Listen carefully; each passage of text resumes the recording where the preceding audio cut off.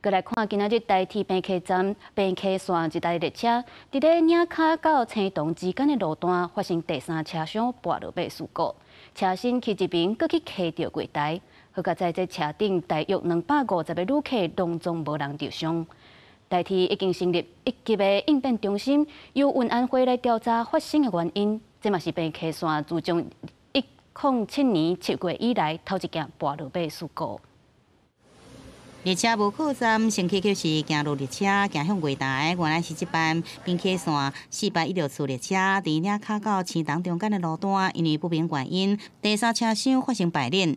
幅度大的时候，第三节的车厢的前轮两个都偏向于月台，偏向月台的时候，车厢有去摩擦到那个月台而已啦，只有冒那个白烟起来而已。9点多的时候，从火车站那边出来，到那个平交道那里的时候，开始出轨了。平交道前出轨，挖7、80公尺，有开接驳火车来菱角火车站接到10分。 当地民众看到火车摆链的情形，讲当时车速无紧，不过因为车身去一边，去讲到柜台边仔的暗门头，造成规排拢落来。台铁已经派人抢修，警方也封锁现场，加载大约250名乘客无人受伤，拢互送到10分站。台铁的协助转盘车。